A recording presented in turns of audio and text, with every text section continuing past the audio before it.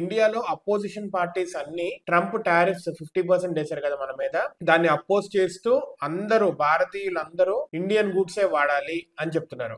Aam Aadmi party Kejriwal మాట్లాడుతూ అసలు మోదీ ఎందుకు కామ్ గా ఉన్నాడు, మనం 100% టారిఫ్స్ వేయాలి, వాళ్ళు మన మీద 50% వేస్తే అని చెప్పి మోడీ కామ్ గా ఉండడానికి ఏవో రీజన్స్ కూడా ఉన్నాయని చెప్పి మోడీని క్రిటిసైజ్ చేశాడు. అదే విధంగా ట్రంప్ కూడా ఎందుకు ఇలాగ భారతదేశం మీద కసి కట్టాడు అని చెప్పి ట్రంప్ ను కూడా క్రిటిసైజ్ చేశాడు. అండ్ భారతీయులందరూ ఇండియన్ గూడ్సే వాడాలి సో దట్ అమెరికా వాళ్ళకి తెలిసి వస్తుంది అని చెప్పి అంటున్నారు. బాబా రామ్దేవ్ ఉన్నారు కదా, ఆయన మాట్లాడితే ఏంటంటే అమెరికన్ అవుట్లెట్స్ అన్ని అసలు బ్యాన్ చేయండి, Pepsi, Coca Cola, KFC, McDonald's, Subway ఇట్లాగా, సో దట్ ఒక చావస్ క్రియేట్ అయింది అమెరికాలో కూడా దీనికి సంబంధించి అని చెప్పి అంటూ ఎవ్వరు వాడద్దు ఆ గూడ్సే అంటున్నారు. ఇంకా కేజ్రీవాల్ మాట్లాడుతూ ఏంటంటే అమెరికన్ కాటన్ మీద ఇంపోర్ట్ డ్యూటీస్ 11% తగ్గిస్తున్నారు effective from August 19 to September 30 అని చెప్పి అంటున్నారు. సో మోదీ అసలు ఎందుకు భయపడుతున్నారు ట్రంప్ కి, ఈ కాటన్ అనేది తగ్గించడంతో ఇంపోర్ట్ టాక్సెస్ దగ్గర దగ్గర కేజీకి 15 నుంచి 20 రూపాయల వరకు తగ్గుతుంది అమెరికన్ కాటన్ మీద, దీంతో భారత రైతులకు మీరు అన్యాయం చేసినట్టు అని చెప్పి మోడీని క్రిటిసైజ్ చేస్తున్నారు. సో చూడాలి దీంట్లో మతలబ్ ఏముందో, ఎందుకు రాణిస్తున్నారు కాటన్ ని